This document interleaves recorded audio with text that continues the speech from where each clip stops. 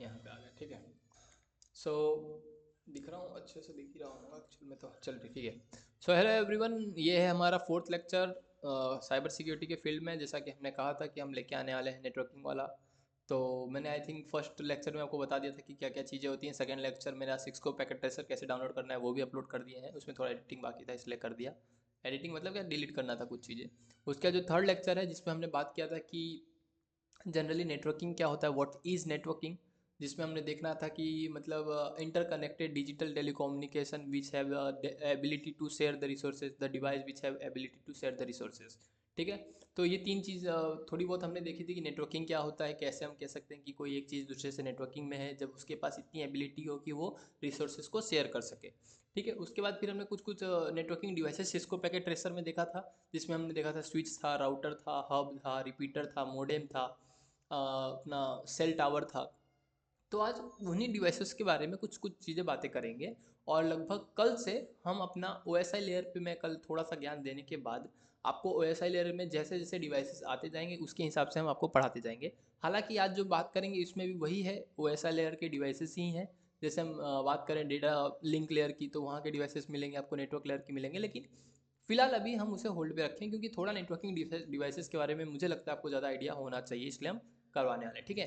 तो ये lecture number 4 है, इसमें हम देखने वाले हैं, हो सकता है एक लेक्चर में ना हो पाए तो हो सकता है इसके 2 लेक्चर बनेंगे, जिसके अंदर हम देखने वाले हैं कि नेटवर्किंग डिवाइसेस कौन कौन से होते हैं। ठीक है। How many types of different networking devices and etcetera etceteras. ठीक है। अब तो हम उतने को ही कवर करेंगे जो ऐसे लेक्चर्स हैं, मतलब जो ऐसे टॉप नेटवर्किंग डिवाइसेस जो बहुत ज़्यादा पूछे जाते हैं। अब हम सबको करने जाएंगे तो वो थोड़ा मुश्किल वाला काम हो जाएगा। ठीक है। सो शुरू करते हैं, लेट्स स्टार्ट। तो सबसे पहले एक और बार रिवाइंडर के लिए, जस्ट कि मैंने कहा था ना, जैसे एक दो बार आप रिवीजन करके रखे रहेंगे तो बहुत अच्छा रहेगा। सो ये मैंने पहले वीडियो बनाया था, उसी का थोड़ा सा मैंने डेटा उठा लिया कि चलो आपको समझा सकते हैं। तो what is network, network is nothing but, what is networking की जब हमने बात की थी तो network is nothing but digital telecommunication. Digital telecommunication हो रहा है। टेलीकम्युनिकेशन का मतलब हमने समझा था कि the exchange of information over a significant distance by electronic means. Digital हमने क्यों बोला था, क्योंकि ये इलेक्ट्रॉनिकल काम हो रहा है। टेलीकम्युनिकेशन का मतलब हम एक दूसरे को कुछ चीज़ें सेंड कर पा रहे हैं या भेज पा रहे हैं ओवर एनी डिस्टेंस, मतलब with use of electronic machines और डिवाइसेस। ठीक है। उसके बाद फिर हमने बात की थी कि अच्छा डिजिटल के बारे में मैंने आपको एक चीज़ नहीं बताया था, वो हम बता देते हैं कि डिजिटल मतलब जब डिजिटल इलेक्ट्रॉनिक की बात करते हैं तो वो 1 और 0 में जाता है। जैसे हम जानते हैं कि जैसे सिग्नल्स होते हैं अपना, ऐसे जाते हैं। तो जो डिजिटल डिजिटल टेलीकम्युनिकेशन होता है उसका जो पूरा डेटा जाता है वो बाइनरी लैंग्वेज में जाता है। मतलब इन शॉर्ट जो हमारा कंप्यूटर समझ पाता है वो क्या समझ पाता है, बाइनरी लैंग्वेज। तो उसके बारे में बात हो रही है कि जो डिजिटल टेलीकम्युनिकेशन हो रहा है इसका मतलब ये कि मैं अगर आपको हाई लिख के भेज रहा हूँ व्हाट्सअप पे तो वो एक्चुअल में हाई नहीं है, शायद 1010 का कोई सीक्वेंस होगा जो आप तक पहुँचेगा और वहाँ से वो डिकोड होके फिर वापस आपको हाई दिखेगा। तो ये चीज़ था ओवरऑल। उसके बाद सॉरी, इसके बाद हमने क्या देखा था, हमने ये देखा था कि जैसे दो डिवाइसेस नेटवर्किंग में कब हैं तो हम ये कह सकते हैं कि ये एक डिवाइस है और ये डिवाइस है, दोनों आपस में कनेक्टेड हैं। इसके अलावा आप यहाँ पे देख रहे होंगे थोड़ा कि ये ग्रीन ग्रीन है। ग्रीन ग्रीन का मतलब अब ये नेटवर्क में है। इस चीज़ को पैकेट ट्रेसर में अभी आपको दिखाने वाला हूँ कि ग्रीन ग्रीन का मतलब क्या है, ये नेटवर्क में है और इनके पास एबिलिटी है शेयर करने की रिसोर्सेज की, क्योंकि ये दोनों कनेक्शन कहते हैं कनेक्टेड हो चुके हैं,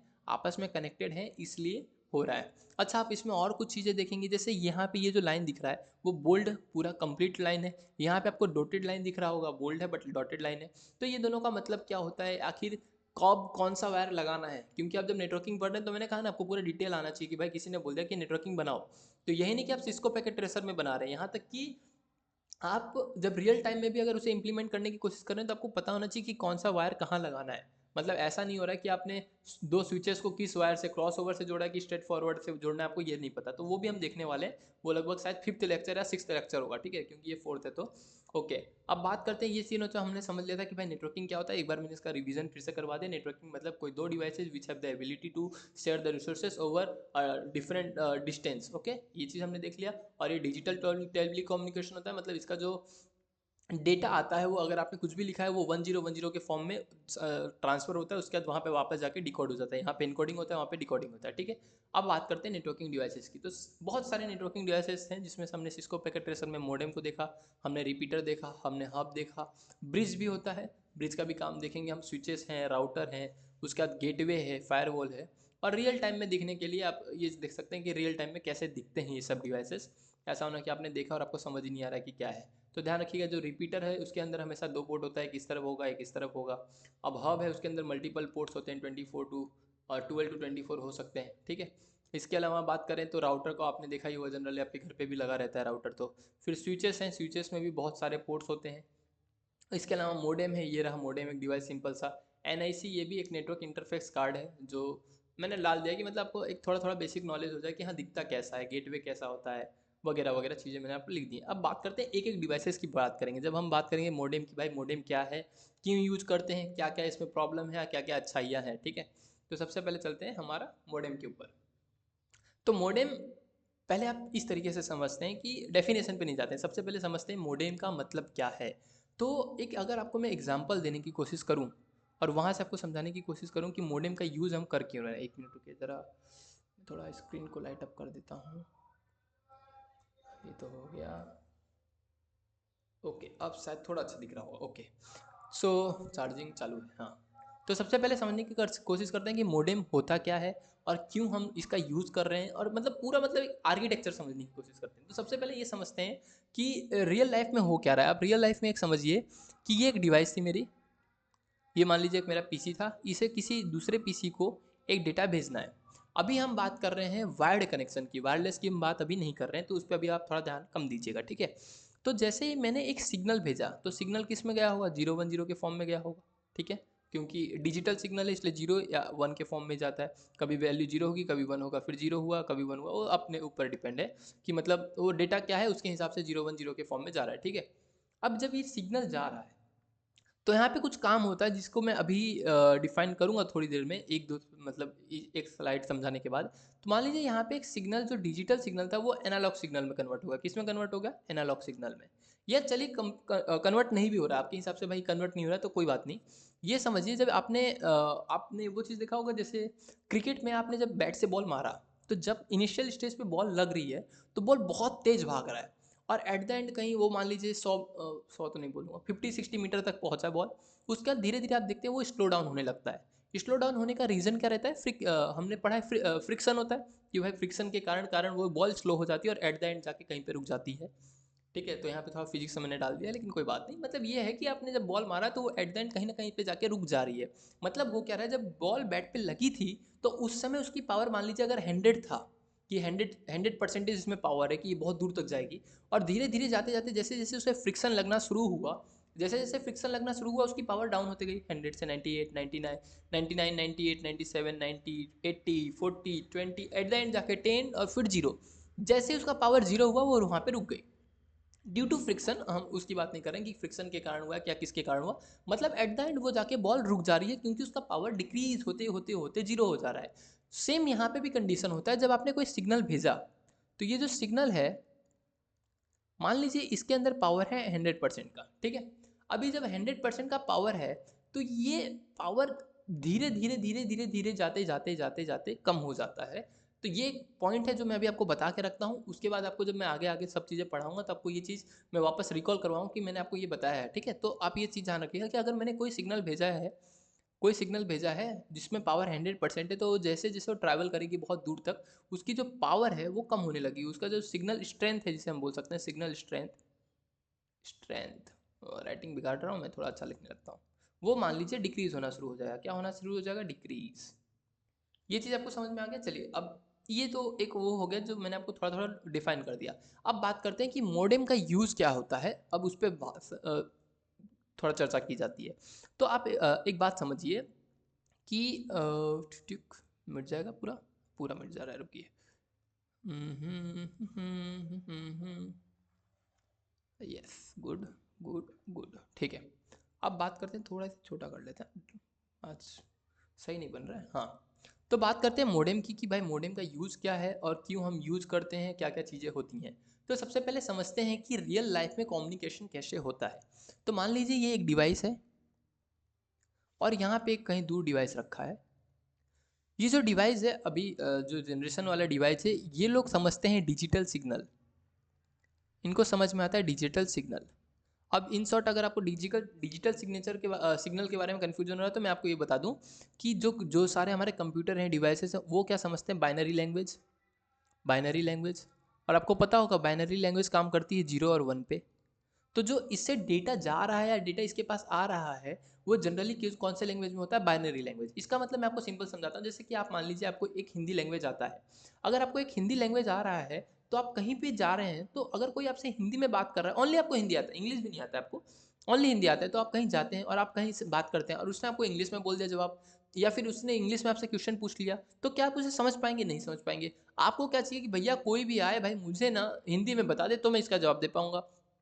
तो प्रॉब्लम ये हुई कि जो ये डिवाइस है ये भी बाइनरी नंबर समझ रहा है, ये भी बाइनरी मतलब डिजिटल सिग्नल ही समझ रहा है। तो अब दोनों के बीच में ट्रांसफर करवाना है डेटा। तो जब डेटा ट्रांसफर करवाना है, अगर हम वायर्ड की बात कर रहे हैं, वायरलेस की बात करें, तो अभी फिलहाल आप इसमें ध्यान दीजिए कि हम डेटा ट्रांसफर करवा रहे हैं। तो जो डेटा ट्रांसफर करने के लिए डिजिटल सिग्नल के लिए जो हम वायर का यूज़ कर रहे हैं, अगर हम वो डिजिटल सिग्नल के लिए कर रहे हैं तो वो वायर्स आते हैं बहुत महंगे। वायर्स का जो कॉस्ट होता है वो बहुत महंगा होता है। तो प्रॉब्लम यहाँ पे आई, जो आर्किटेक्चर बना रहे थे उनके लिए प्रॉब्लम ये हुई कि भैया अगर हम पूरे देश में ये ऐसा वायर बिछाना शुरू कर देंगे तो हमारा तो बहुत कॉस्ट लग जाएगा, तो जितना प्रॉफिट नहीं हो रहा उतना तो हमारे को लॉस होने लगेगा। क्यों? क्योंकि दोनों डिवाइसेस डिजिटल सिग्नल समझ रही हैं। तो फिर किसी ने बहुत जेन्युइन आइडिया निकाला। उन्होंने क्या सोचा कि देखिए हमारे यहाँ पे सबसे पहले टेलीफोन का आविष्कार हुआ, उसके बाद धीरे धीरे बहुत सारी चीज़ें आई। तो जब टेलीफोन आया तो उन्होंने एक टेलीफोन के लिए लाइन बिछाई, मतलब पूरे ऑल ओवर इंडिया में, क्योंकि टेलीफोन का कनेक्शन हो, सिग्नल आए सिग्नल जाए, उसके लिए उन्होंने लाइन बचाई। मतलब ये समझ लीजिए कि पूरा all all over the world, ये पूरा आपको वर्ल्ड है समझ लीजिए एक तरीके से। बीच में मैं नहीं बता रहा हूँ, ये वर्ल्ड है, ठीक है। तो उन्होंने क्या किया, all over the world line बिछाई गई, किसके लिए? टेलीफोन सिग्नल की कम्युनिकेशन के लिए लाइन बिछाई गई, ठीक है। अब उन्होंने क्या सोचा कि जो टेलीफोन सिग्नल की लाइन बिछाई गई थी वो बहुत सस्ती थी एज़ कम्पेयर टू द ये जो वायर है डिजिटल सिग्नल, जिसमें डेटा जाता है और जिसमें टेलीकम्युनिकेशन का सिग्नल जाता था, वो दोनों के बीच में जो वायरिंग का कॉस्ट था बहुत ज़्यादा डिफरेंस था। मतलब जो कॉस्ट था वायर का डिजिटल सिग्नल के लिए वो बहुत ज़्यादा हाई था, और ये तो ऑलरेडी बिछा हुआ था। तो इन्होंने ये सोचा क्यों ना हम क्या करें, जो हमारा जो डिजिटल सिग्नल है उसे कन्वर्ट कर दें हम लोग अपने एनालॉग सिग्नल में। किस में कन्वर्ट कर दें? Analogue signal. अब आप पूछेंगे भैया एनालॉग सिग्नल क्या होता है? तो देखिए एनालॉग सिग्नल और डिजिटल सिग्नल से हमें इतना डिफरेंस है सिग्नल में कि जो डिजिटल सिग्नल होता है वो 0 और 1 में होता है। मतलब कभी 0 होगा कभी 1 होगा, कभी 0 होगा कभी 1 होगा। लेकिन जो एनालॉग सिग्नल होता है वो कंटिन्यूअस फ्लो में होता है। मतलब मैं अगर दोनों का डिफरेंस समझाने की कोशिश करूँ तो देखिए ये है डिजिटल सिग्नल, मतलब कभी स्टार्ट हुआ 0 से, फिर 1 गया, फिर 1 गया, फिर मान लीजिए 0, फिर 1, फिर 0, ऐसे ऐसे करके 1 0 पे काम कर रहा है। और जरूरी नहीं कि हर बार 0 1 का ही सीक्वेंस चलेगा, कभी कभी 0 लंबा खींच दिया, 1 लंबा खींच गया, फिर 0, फिर 1 1 1, फिर 0 0, मतलब ऐसा करके चल रहा है, ठीक है। वो आपको मानना है कि यहाँ पे आपने 0 माना, यहाँ पे 1 माना, यहाँ पे 1, यहाँ पे 0, वो तो कोई बात नहीं। जो एनालॉग सिग्नल है वो क्या बताता है, मैं ये एनालॉग ग्रीन से कर देता हूँ। एनालॉग सिग्नल कंटिन्यूअस होता है, इस तरीके से होता है। तो इन्होंने क्या सोचा कि जब आर्किटेक्चर वालों ने कि जब हमें डेटा को भेजना ही है, मतलब हमें तो सिग्नल ही भेजना है, तो क्यों ना हम ऐसा करते हैं कि डिजिटल सिग्नल को कन्वर्ट कर देते हैं एनालॉग सिग्नल में। क्योंकि पूरी लाइन ऑलरेडी बिछी हुई है टेलीफोन के लिए डेटा ट्रांसफर करने के लिए एनालॉग सिग्नल का, तो हम डिजिटल सिग्नल को अगर एनालॉग सिग्नल में करके सेम इसी वायर से या इसी लाइन से भेजा जाए, तो जो हमारा कॉस्ट है बहुत ज़्यादा रिड्यूस हो जाएगा, हमें सब जगह वायर बिछाने की जरूरत नहीं पड़ेगी। तो ये आइडिया जो था वो बहुत कमाल का आइडिया था। तो लोगों ने इसे शुरू किया यूज़ करना कि हम क्या करेंगे, डिजिटल सिग्नल को एनालॉग सिग्नल में बदलेंगे। तो ये जो डिजिटल सिग्नल से एनालॉग सिग्नल बदलने का तरीका है, उसके लिए जो डिवाइस का यूज़ होता है उसका नाम है मॉडेम। मॉडेम का फुल फॉर्म है मॉड्यूलेटर डीमॉड्यूलेटर। अब मुझे आपको लग रहा है कि शायद समझ में आ गया होगा कि हमारा यूज़ क्या है। हमने क्या सोचा कि भाई बहुत सारा वायर बिछाना पड़ेगा डिजिटल सिग्नल भेजने के लिए, तो बहुत ज़्यादा कॉस्टली होगा। तो हमने उसे क्या किया, अपने आप से कम कर दिया। क्या कर दिया हमने? हमने सोचा क्यों ना हम एनालॉग सिग्नल के थ्रू ही भेजें, हम डिजिटल सिग्नल को सीधा एनालॉग सिग्नल में कन्वर्ट कर लेते हैं, और जो लाइन बिछी हुई है ऑलरेडी टेलीफोन कम्युनिकेशन के लिए, उसी के थ्रू हम अपना एनालॉग सिग्नल को, मतलब डिजिटल सिग्नल को एनालॉग सिग्नल में बदल के भेजेंगे। तो इससे हमारा कॉस्ट भी बहुत ज़्यादा रिड्यूस हो गया, हमें वायर बिछाने की जरूरत नहीं पड़ी, ऐसा ऐसा चीज़ें हुई। तो मॉडेम का यूज होता है डिजिटल सिग्नल को एनालॉग सिग्नल में बदलने के लिए और एनालॉग सिग्नल को डिजिटल में वापस डालने के लिए। क्योंकि अगर यहाँ पे एक डिवाइस है, अब थोड़ा समझाने की कोशिश करते हैं कि ये तो आपको समझ में आ गया होगा कि क्या रीज़न रहा, सॉरी, ये तो आपको समझ में आ गया होगा क्या रीज़न रहा है। मिट जा, मिट जा, ठीक है ठीक है ठीक है, हाँ ओके। अब बात करते हैं, देखिए यहाँ से एक डिजिटल सिग्नल आया, तो यहाँ पे आपने एक डिवाइस लगाया, उन्होंने एक डिवाइस बनाया जिसका नाम था मोडेम। मोडेम ने इसको काम क्या किया, डिजिटल सिग्नल को इसने कन्वर्ट कर दिया एनालॉग सिग्नल में। अब जैसे ही एनालॉग सिग्नल गया, हमने देखा कि ये तो पूरी टेलीफोन की लाइन बिछी हुई है एनालॉग सिग्नल के, हमने उसी के थ्रू डेटा को ट्रांसफ़र किया ओवर। मान लीजिए आप अगर कंट्री की बात कर रहे हैं कि भाई मेरे को कंट्री के बाहर भी भेजना है, तो वो इट इज़ ओके, आपने कंट्री के बाहर तक भेजा और वहाँ से वो एनालॉग सिग्नल जाता गया और जहाँ डिवाइस थी उससे पहले हमने एक मॉडेम लगा दिया। अब ये मॉडेम का काम क्या कर रहा होगा, ये मॉडेम काम कर रहा है उस एनालॉग सिग्नल को वापस से डिजिटल सिग्नल में कन्वर्ट करने के लिए, क्योंकि आपको पता है ये डिवाइस भी जो है वो भी एनालॉग सिग्नल नहीं समझती, डिजिटल सिग्नल समझती है। तो मॉडेम का सिंपल सा यूज़ था कि भैया जहाँ से डिवाइस से डेटा निकल रहा है उन दोनों के आगे आगे एक एक मॉडेम लगा दो। एक मॉडेम का काम क्या होगा, डिजिटल को एनालॉग में चेंज करना, और एक मॉडेम का काम होगा एनालॉग को डिजिटल में चेंज करना। अब पॉइंट आएगा कि कौन सा काम क्या करता है, तो ध्यान रखना मॉड्यूलेटर जो काम है उसका काम है डिजिटल को एनालॉग में चेंज करना, और जो डीमॉड्यूलेटर है उसका काम है एनालॉग को डिजिटल में चेंज करना। अब अगर कोई इससे क्वेश्चन पूछता है कि भाई मॉडेम में एनालॉग से डिजिटल कब हो रहा है, तो ये आप बहुत सिंपल सा ध्यान रख सकते हैं कि भाई मॉडेम में मो मतलब मॉड्यूलेटर, डी मतलब डीमॉड्यूलेटर, ठीक है। अब मो पहले आ रहा है, तो अगर कोई भी डिवाइस से डेटा पहले जा रहा है तो कहाँ से जाएगा, डिजिटल टू एनालॉग जाएगा। डिजिटल टू एनालॉग काम कर रहे कौन कर रहा होगा, तो वो मो मतलब मॉडेम कर रहा होगा। और एनालॉग से डिजिटल में डालने के लिए वो काम कौन कर रहा होगा, तो डीमॉड्यूलेटर कर रहा होगा। तो यहाँ से आपको ध्यान भी रहेगा और कोई दिक्कत वाली बात नहीं है। तो आपको ये चीज़ समझ में आ गया कि भाई मॉडेम का काम क्या है। मॉडेम का सिंपल सा काम है डिजिटल को एनालॉग में कन्वर्ट करना, एनालॉग को वापस से डिजिटल में करना। इससे हमें क्या हेल्प हुआ ये भी आपको पता चल गया। तो ये पूरा काम था मॉडेम का। अब ये रहा एक एग्जांपल रियल लाइफ वर्ल्ड के लिए एग्जांपल कि भाई देखो ये अपना डिवाइस है जिसके पास डिजिटल सिग्नल है, उसमें जैसे हमने मॉडेम लगाया उसने क्या कर दिया, एनालॉग सिग्नल में बदल के भेज दिया इंटरनेट पे या जहाँ पे भी आपको जाना है। फिर यही सेम काम होगा कि यहाँ से जो एनालॉग सिग्नल जा रहा है वहाँ पे हम वापस एक मॉडेम लगाएंगे। इस मॉडेम का काम क्या होगा, जब हम पीसी तक पहुँच रहे होंगे, जब हम पीसी तक पहुँच रहे होंगे उससे पहले वो उसे वापस से क्या कर देगा, डिजिटल सिग्नल में कन्वर्ट कर देगा, ठीक है। तो ये तीन चार चीज़ें हो गई जो बहुत सिंपल सिंपल सी थी, मैंने आपको समझा दिया। It is all about modem. अगर कोई पूछता है कि मॉडेम क्या है, क्या काम करता है, तो आप ये बड़े ही आराम से बता सकते हैं कि मॉडेम का काम क्या है, क्या क्या चीज़ें कर रहा है। उसके बाद अब हम देखते हैं हब और रिपीटर। ये भी एक नेटवर्किंग डिवाइस है क्योंकि नेटवर्किंग जैसा काम करता है, ठीक है। अच्छा, उससे पहले टाइप्स ऑफ मॉडेम की जैसा मैंने बात किया था कि हम पढ़ेंगे dial up modem, cable modem. तो मॉडेम देखिए जनरली क्वेश्चन अगर पूछा जाएगा इंटरव्यू में तो मैक्स टू मैक्स ये पूछा जाएगा मॉडेम का काम क्या है, मॉडेम का फुल फॉर्म क्या है। इसके अलावा आपसे बहुत ज़्यादा पूछेंगे तो ये पूछ सकते हैं कि भाई मॉडेम के टाइप्स क्या हैं। तो टाइप्स में आता है dial up modem, cable modem, DLS modem, fibre optic modem और वायरलेस मॉडेम। तो मॉडेम का आपने काम समझ लिया। मैं आपको ये अपना जहाँ पीजी में रहता हूँ वहाँ का एक रियल टाइम एग्जांपल दिखा रहा हूँ। देखिए यहाँ पे जो ये ब्लैक वायर अंदर आया है, ये वाला ब्लैक वायर यहाँ पे गया है, तो ये जो वायर है ये एक एनालॉग सिग्नल है। कैसा सिग्नल है, एनालॉग सिग्नल, एनालॉग सिग्नल है, ठीक है। तो एनालॉग सिग्नल उन्होंने कहाँ से भेजा होगा, किसी डिवाइस से मॉडेम के थ्रू एनालॉग सिग्नल में आ गया। जैसे ये वाला वायर है, ये ऐसे घूम के शायद यहाँ पे गया, ठीक है, जिसका मैंने फोटो लिया है। ये एक्चुअल में फोटो है मेरे पीजी का, ऊपर रखा हुआ है तो कबाड़ा जैसा दिख रहा है। तो यहाँ से हमने एनालॉग सिग्नल डाला। कमाल की बात क्या है, मेरे यहाँ पे जो वाईफाई लगा हुआ है उसमें उन्होंने क्या किया, इस एनालॉग सिग्नल को कन्वर्ट किया विद द हेल्प ऑफ, इसको कहते हैं हम ओ एन टी। क्या बोलते हैं, ओ एन टी। ये एक टाइप का फाइबर ऑप्टिक मॉडेम है। अब आपने ये समझा होगा, जैसा मैंने बताया कि भैया आपने तो बोला मॉडेम क्या करता है, डिजिटल सिग्नल को एनालॉग सिग्नल में कन्वर्ट करता है या फिर एनालॉग सिग्नल को किस में, डिजिटल में करता है। लेकिन अब आपको ये चीज़ समझ में आ रहा है कि बहुत सारे अब अलग अलग न्यू न्यू टाइप का हो गया। जैसे फाइबर ऑप्टिक केबल आ गया, अब उसमें जो डेटा है वो फाइबर की तरह काम कर रहा होगा, मतलब डेटा लाइट की स्पीड से जा रहा है। तो अब लोगों ने धीरे धीरे अपनाना शुरू किया है कि भाई हम अभी भी अपना डिजिटल सिग्नल पे क्यों रहे, क्यों ना हम फाइबर ऑप्टिक केबल की मदद से अपने जो डेटा है या स्पीड, जो डेटा या मैसेज उसे और तेज़ भेज सकें। तो ये वन टाइप का O N T fibre optic modem है। मतलब इसका काम क्या है, इसने एनालॉग सिग्नल लिया, क्योंकि एनालॉग सिग्नल आ रहा है, उसे चेंज कर दिया, उसे चेंज किया किसमें, अपना लाइट के फॉर्म में, ठीक है। और वो लाइट के फॉर्म में जो डेटा गया वो कहाँ से ट्रांसफर हो रहा है, ये हमारा ये जो ग्रीन कलर का है फाइबर ऑप्टिक केबल, इसे वापस मिटा के दिखाते हैं। ये एक fibre optic cable, fibre optic modem है। तो यहाँ से देखिए ग्रीन कलर का गया, मैंने आपको एक एग्जांपल के लिए ले लिया है। एनालॉग सिग्नल गया और यहाँ से क्या आएगा, फाइबर ऑप्टिक केबल के अंदर लाइट के फॉर्म में जो हमारा डेटा है वो ट्रांसफर हो रहा है, क्योंकि स्पीड चाहिए इसलिए फाइबर ऑप्टिक मॉडेम है। ऐसे आपने वायरलेस मॉडेम देखा होगा। एक्सेस पॉइंट की बात कर लेते हैं, वहाँ पे वायरलेस मॉडेम आ जाता है। फिर अपना आपने केबल के लिए देखा होगा, आपने डीटीएच आपके घर में लगाया था, वहाँ पे भी आपको ये चीज़ देखने को मिलेगा। बट डेफिनेटली इसी के जैसा नहीं होगा, थोड़ा अलग होगा। तो ये वन टाइप का ओएनटी। अगर कोई पूछ सकता है फाइबर ऑप्टिक मॉडेम, वैसे तो नहीं पूछेगा, ये बहुत हो गया मैक्स टू मैक्स, इससे ज़्यादा तो कोई इंटरव्यू नहीं पूछता, फिर भी बता दे रहे हैं। अगर फाइबर ऑप्टिक मॉडेम के बारे में कोई पूछता है तो बताना one of the device is ONT, जिसका काम क्या है, एनालॉग सिग्नल को फाइबर सिग्नल में, मतलब लाइट सिग्नल में ट्रांसफर करना, ठीक है। तो ये डिफरेंट डिफरेंट टाइप के मॉडेम हो गए। और इससे ज़्यादा मॉडर्न में कोई खास क्वेश्चन पूछेंगे नहीं आपसे, और गारंटी है अगर आपने इतना पढ़ा है तो इससे ज़्यादा आपको कहीं भी ज़रूरत नहीं पड़ने वाली है। ठीक है, अब बात करते हैं हब्स की।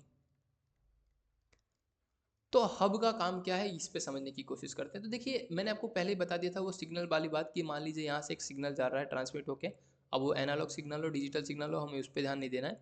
अगर एक सिग्नल है जिसकी स्पीड है, मतलब जिसका पावर है 100% का, तो वो कुछ दूर जाके मान लीजिए यहाँ से मैं बोलता हूँ 100 किलोमीटर, ऐसे तो फिर भी बहुत बोल दिया, फिर भी मान लीजिए 100 किलोमीटर पे जाके उसका जो एनालॉग सिग्नल था वो रुक जाएगा। वो रुक जाने का मतलब क्या, उसका जो सिग्नल का स्ट्रेंथ है वो हो गया होगा 0%। ठीक है, अब ये अगर आपको नहीं समझ में आया तो ये सिंपल सा आवाज़ है कि मान लीजिए आप यहाँ पे खड़े किसी ग्राउंड में और आपने चिल्लाया, आपने अपने दोस्त का नाम लिया कि चंदन, ऐसा करके आपने चिल्लाया, तो जब चंदन का आपने नाम लिया चिल्लाते हुए, तो वो कितनी दूर तक पहुँच पा रहा है, एट द एंड कहीं ना कहीं जाके वो आवाज़ ख़त्म हो जाएगी, क्योंकि आपकी वो फ्रीक्वेंसी थी ऐसे घूमते एस एच एम की तरह, सिंपल हार्मोनिक मोशन की तरह से ऐसे जा गई। और कहाँ तक गई, जब तक उसे एयर फोर्स फ्रिक्शन रोक नहीं रहा है, जब तक रुकते रुकते रुकते कहीं एक लेवल तक पे जाके रुक जाएगी, उसके दूर आपका आवाज़ नहीं जा सकता। तो उसमें भी क्या हो रहा है, आपका जो सिग्नल का स्ट्रेंथ है, जो आपको चिल्लाने की पावर है, वो पहले 100 थी और दूर दूर दूर दूर जाते जाते अचानक कम होते होते 0 हो गई। तो अब आप सवाल ये आता था कि भैया एक बात बताओ, अगर मेरा कंप्यूटर यहाँ पे है और दूसरा डिवाइस 200 किलोमीटर की दूरी पे है, तो मैं अगर कोई एक सिग्नल भेजूंगा तो 100 किलोमीटर पे जाके ख़त्म हो जा रही है, तो उसके पास तो कभी तक पहुंच ही नहीं पाएगी। तो हमने 2-3 डिवाइसेस निकाले जिसका नाम था हब और रिपीटर। तो हब का मेन काम क्या था कि वो भाई हम डिवाइस यहाँ पे लगा देंगे बीच में, वो डिवाइस का काम क्या है, power supply for regenerating and amplifying the signal. मतलब वो क्या करेगा, इस सिग्नल को प्राप्त करेगा। अब जैसा आपको पता है कि भैया 100 किलोमीटर पे मेरा ख़त्म हो जा रहा है, तो आप 90 किलोमीटर पे एक हब अटैच कर लीजिए। उससे क्या होगा, हब वो पूरा सिग्नल को लेगा, अब उसकी पावर कम हो गई थी तो उसे एम्पलीफाई करेगा, मतलब उसकी पावर में सिग्नल में स्ट्रेंथ डालेगा कि भैया आप और 100 किलोमीटर जा सकते हो, मैं आपको इतना स्ट्रेंथ देता हूँ। तो वो 100 किलोमीटर की मदद से फिर वो आपके घर तक पहुँच जाएगा, और फिर आप उसे डिजिटल मॉडेम के यूज से डिजिटल सिग्नल में कन्वर्ट करके आप यूज कर सकते हो। तो आपको ये समझ में आया मॉडेम का काम क्या है, digital to analogue, analogue to digital, जरूरी नहीं कि हर बार यही हो। एनालॉग टू फाइबर ऑप्टिक, मतलब लाइट वेव्स भी हो सकता है, ये वाले ठीक है। उसके बाद हमने हब देखा, हब का काम क्या है, तो हब का काम ये है कि जो सिग्नल आ रहे हैं उसको एम्पलीफाई करे, मतलब उसका अगर पावर 0 हो चुका है या 20-30% बचा है तो उसे वापस 100% करके फिर आगे की तरफ भेजे, ये काम है हब का। तो हब भी दो टाइप के होते हैं, एक एक्टिव हब होता है, एक पैसिव हब होता है। पैसिव हब और you simply use to connect the signal from different network as they do not have any computerised element. Okay, तो पैसिव हब का सिंपल सा काम है कि यहाँ से सिग्नल आ रहा है तो उसे दूसरे सिग्नल में कनेक्ट कर दिया। लेकिन एक्टिव हब का काम क्या है कि ये जो सिग्नल आ रहा है इसे एम्पलीफाई करे, मतलब इसकी पावर को और बढ़ाए और उसके बाद फिर आगे भेजे। तब आप बोलेंगे भैया पैसिव हब आया क्यों जब एक्टिव हब अच्छा था, तो समझिए ऐसा काम कि आपको पता है मेरे और आपके बीच में 200 मीटर की दूरी है, और जो डेटा है वो सिग्नल का स्ट्रेंथ है वो 200 मीटर तक तो पहुंच जाएगा, लेकिन आपका वायर छोटा छोटा है। तो वायर जब छोटा छोटा है तो इसलिए लोग हब का यूज़ कर ले रहे हैं, पेसिव हब का, कि यहाँ से एक वायर कनेक्ट कर दिया, वहाँ से दूसरा वायर कनेक्ट कर दिया, ऐसे करके चीज़ें हो रही हैं। ठीक है, तो पेसिव हब में सिंपल सा काम है, दो डिफरेंट नेटवर्क को ज्वाइन करने के लिए काम में आता है। एक्टिव हब क्या कर रहा होता है, आपके सिग्नल को एम्पलीफाई कर रहा होता है, स्ट्रेंथ को बढ़ा रहा होता है। ठीक है, अब ये हो गया हब के बारे में। अच्छा, हब में जो पोर्ट्स होते हैं वो ज़्यादा होते हैं एज़ कम्पेयर टू रिपीटर। अब बात आती है रिपीटर की। तो रिपीटर क्या होता है, तो repeater is same as active hub. जो एक्टिव हब है और रिपीटर में कोई ज़्यादा डिफरेंस नहीं, दोनों के दोनों सेम है। दोनों का सिंपल सा काम क्या है, सिग्नल जो आ रहा है उस सिग्नल का स्ट्रेंथ को इंक्रीज करना, सॉरी, स्ट्रेंथ को इंक्रीज करना, और आगे एम्पलीफाई, मतलब आप इंक्रीज ना समझ करके एम्पलीफाई कर लीजिए, एम्पलीफाई करना और उस सिग्नल को आगे की तरफ फॉरवर्ड करना। ठीक है, रीजनरेट करके एम्पलीफाई करना और आगे की तरफ फॉरवर्ड करना। बट प्रॉब्लम क्या है कि भाई रिपीटर है तो हब की क्या जरूरत है, और हब है तो रिपीटर की क्या जरूरत है, दोनों के बीच में थोड़ा डिफरेंस होना चाहिए। तो हब क्या है, हब में मल्टीपल पोर्ट्स होते हैं, जो हब है उसके अंदर मल्टीपल पोर्ट्स होते हैं। तो जब मल्टीपल पोर्ट्स होते हैं तो इसके कारण क्या है कि मल्टीपल पोर्ट्स होते हैं। तो इसके कारण क्या हो रहा है कि आपको डिफरेंट डिफरेंट नेटवर्क को जोड़ने की मतलब मौका मिल रहा है। लेकिन रिपीटर क्या है, ओनली दो चीज़ होगा, एक यहाँ पे एक यहाँ पे। तो उसके रिपीटर के अंदर कितने पोर्ट्स हैं, ओनली 2 पोर्ट्स। और हब के अंदर कितने पोर्ट्स हैं, तो मल्टीपल पोर्ट्स हैं। तो ये दोनों के बीच में एक बहुत बेसिक डिफरेंट है। इसके अलावा बात करते हैं तो रिपीटर और हब के बारे में, तो थोड़ी बहुत और चीज़ें हो सकती हैं, जैसे कि अ, अगर मान लीजिए कम्युनिकेशन हब ने या रिपीटर ने ऐसा बनाया जो बस टोपोलॉजी टोपोलॉजी के बारे में हम डिस्कस करेंगे, हो सकता है अगर पाँचवें में हम वायर्स के बारे में बात करें तो छठे में टोपोलॉजी के बारे में बात करेंगे। अब देखिए आपको लग रहा होगा धीरे धीरे यार सर अलग अलग टॉपिक बता रहे हैं भैया। प्रॉब्लम यही है, कंप्यूटर नेटवर्क बहुत बड़ा नेट लेक्चर है, मतलब बहुत बड़ा टॉपिक, इसलिए मैंने कहा ना 3 से 4 मंथ लगेंगे। अगर आप ये सोच रहे हैं कि भाई ये सब टॉपिक छोड़ दें तो विश्वास मानिए टोपोलॉजी बहुत अच्छा इंपॉर्टेंट है। एक्चुअल में नेटवर्किंग में हर वो चीज़ इंपॉर्टेंट है जो आपको देख के लगे कि शायद इसे हम छोड़ सकते हैं, क्योंकि अगर बेसिक से क्वेश्चन आएंगे तो आप पक्का फंसने वाले हैं। अगर किसी ने ऐसा बोल दिया कि भाई आपने रिपीटर लगाया है या आपने हब लगाया है इन बस टोपोलॉजी यानी स्टार टोपोलॉजी या फिर सर्कल टोपोलॉजी जो अपना टोपोलॉजी है, साइकिल टोपोलॉजी से बोल रहे हैं, तो उसमें क्या चांसेस हैं कि जो सिग्नल है वो ट्रांसमिट हो पा रहे हैं कि नहीं हो पा रहे हैं, क्या सिंगल पॉइंट फेलियर है जिसका वर्ड हम बहुत अच्छे से बोलते हैं, सिंगल पॉइंट फेलियर है कि नहीं, ये सब समझने के लिए आपको थोड़ी टोपोलॉजी के बारे में भी जानना होगा। तो अभी मैं थोड़ा कम बताऊंगा, बस आपको ये समझा देता हूँ कि मान लीजिए आपने यहाँ पे एक रिपीटर लगाया है और आपके यहाँ पे मान लीजिए 3-4 डिवाइसेस हैं, एक डिवाइस ये, एक डिवाइस ये है, एक डिवाइस यहाँ पे ये है, और यहाँ पे मान लीजिए एक डिवाइस ये है, और एक डिवाइस नीचे की तरफ बना लेते हैं, एक ये है और एक डिवाइस यहाँ पे ये है। टोटल मेरे पास 6 डिवाइसेस हैं और यहाँ पे मेरा ये रिपीटर लगा हुआ है। अब ये जो टोपोलॉजी इसे जनरली लोग बस टोपोलॉजी कहते हैं, क्योंकि बस की तरह दिख रहा है आपको, एक स्ट्रेट लाइन है जिसके अंदर बहुत सारे लोग बैठे हैं, एक इस तरफ एक इस तरफ, बस में भी ऐसा होता है, इस तरफ सीट है इस तरफ सीट है ऐसा करके। तो मान लीजिए रिपीटर का ये पॉइंट जो है फेल हो गया, मतलब समहाउ पॉइंट कोई प्रॉब्लम आ गया, कचरा घुस गया, कुछ भी हो गया, इसके कारण ये जो है ये फेलियर है इसमें। तब बताइए अगर ये डिवाइस को कोई डेटा यहाँ पे भेजना है तो उसके लिए क्या करना पड़ेगा, यहाँ से जाना पड़ेगा यहाँ पे, फिर यहाँ से, अब यहाँ पे तो फेलियर है तो आगे जा ही नहीं पाएगा डेटा, होगा क्या, मैक्स टू मैक्स रिपीटर इसे भेज सकता है, इसे भेज सकता है, बस इसके अलावा और कहीं नहीं भेज सकता। तो ये प्रॉब्लम था रिपीटर का कि जिसमें सिंगल पॉइंट ऑफ फेलियर का बहुत ज़्यादा प्रॉब्लम था। क्या था ये, इसमें लिखते हैं हम single point failure, single point failure. अब देखिए ये सब ना मैं स्क्रीनशॉट जैसे आज मैंने लाया ना रिपीटर का स्क्रीनशॉट ने और हब हब का, ऐसे मेरे को लग रहा था मैं स्क्रीनशॉट लाऊं, फिर मेरे को ज़्यादा विश्वास है लिखने पे, इसलिए मैं लिखता हूँ, मैं स्क्रीनशॉट लाने की कम कोशिश कर रहा हूँ। और जहाँ जहाँ पे जरूरत पड़ेगी जरूर लेके आएंगे, लेकिन जहाँ पे जरूरत नहीं पड़ेगी वहाँ पे मेरे को नहीं लगता लाने की जरूरत है। तो एक सिंगल पॉइंट फेलियर प्रॉब्लम रहा। अच्छा यही अगर हब होता तो हब में बहुत सारे डिफरेंट डिफरेंट पोर्ट्स हैं। हाँ अब हब में बहुत सारे डिफरेंट डिफरेंट पोर्ट्स है, तो मान लीजिए इस पोर्ट से ये वाला पोर्ट खराब है, लेकिन आप इस पोर्ट से यहाँ पे चले गए, फिर यहाँ से यहाँ पे कम्युनिकेशन हो पा रहा है, तो समहाउ किसी रीजन से कम्युनिकेशन हो पा रहा है। तो जरूरी नहीं कि, अच्छा ये बहुत ज़्यादा डिपेंडेंसी है कि भाई क्या हब में सिंगल पॉइंट फेलियर नहीं होता, बिल्कुल होता है, हब में भी आप, मैं बता दूं सिंगल पॉइंट फेलियर होता है, लेकिन वो पॉइंट कब आता है कि जब आपका टोपोलॉजी कैसा है उस पर भी डिपेंड करता है कि आपका स्टार टोपोलॉजी है, आपका सर्कल या फिर साइक्लिक टोपोलॉजी है, बस टोपोलॉजी है, हाइब्रिड टोपोलॉजी, तो उस सब पे बहुत ज़्यादा डिपेंड करता है। जब हम टोपोलॉजी टॉपिक पढ़ेंगे तो हम बता रहेंगे, ठीक है। अब रिपीटर हो गया, तो अब रिपीटर के बाद अब बहुत सारी चीज़ें बचते हैं जो अच्छे हैं, जैसे स्विचेस हैं पढ़ाने के लिए, उसके बाद राउटर है, और राउटर के बाद फिर हम समझ सकते हैं गेटवे है। गेटवे के अलावा हमारे पास एक फायरवॉल है जो मुझे लगता है मेरे को पढ़ाना चाहिए। तो अब ये सारी चीज़ें हम कब पढ़ रहे होंगे, ये सारी चीज़ें हम पढ़ रहे हैं इसके 2 लेक्चर बाद, जिसमें हम OSI मॉडल कवर करेंगे, क्योंकि OSI मॉडल जब तक कवर नहीं करेंगे आपको एक बेसिक समझ अंडरस्टैंडिंग नहीं होगी कि अभी तक हमने क्या क्या पढ़ा है और हमने ये क्यों क्यों पढ़ लिया है, मतलब ये तो पता होना चाहिए कि हमने क्यों पढ़ा है। उसके बाद हम चीज़ें देखेंगे कि भाई और डिवाइसेस, नेटवर्किंग डिवाइसेस का ही टॉपिक है, लेकिन उससे पहले हम OSI मॉडल पढ़ेंगे, और एक और लेक्चर आएगा जिसमें हम वायर्स के बारे में बात कर रहे होंगे, क्योंकि अब वायर जब आपको पता चल जाएगा, तो वायर जब आपको पता चल गया कि हाँ भाई वायर्स का क्या काम है, कौन कौन सा वायर होता है, किस टाइप का पोर्ट्स होते हैं, कौन से वायर में कौन सा पोर्ट लग रहा है, कौन सा वायर यूज करना चाहिए, क्रॉस ओवर करना चाहिए, स्ट्रेट फॉरवर्ड करना चाहिए, वगैरह वगैरह, तब आपको ये सारी आइडिया होंगी कि भाई स्विचेस, राउटर, गेटवे, फायरवॉल, ये क्या क्या चीज़ें हैं। तो ये हो गया हमारा नेटवर्किंग का लगभग मान लीजिए लेक्चर नंबर 4। मैं थैंक यू लिख देता हूँ क्योंकि यहाँ पे हम कंप्लीट करेंगे, जैसा मैंने बोला था ज़्यादा बड़ा लेक्चर लेने की मैं कोशिश नहीं कर रहा हूँ। तो यहाँ पे थैंक यू लिख के कंप्लीट करते हैं। उसके बाद फिर हम अपना जो नेक्स्ट लेक्चर होगा, जो मैंने अभी बताया ना ऑल अबाउट नेटवर्किंग डिवाइसेस में, मैंने 3-4 छोड़ रखे हैं, क्योंकि जब तक OSI लेयर नहीं पढ़ेंगे हम, OSI मॉडल या TCP मॉडल, उसके बाद हमें ज़्यादा अंडरस्टैंडिंग होगा ये सब डिवाइसेस का कि क्या काम है, कैसे काम कर रहे हैं और कैसा फ्लो कंट्रोल है। तो नेक्स्ट लेक्चर होगा OSI मॉडल पे, तब तक चलते हैं, और शायद सिक्योरिटी का भी 1-2 लेक्चर डाल देंगे आज या कल भर में, तो उसे भी देखिएगा। Okay thank you. Stop recording.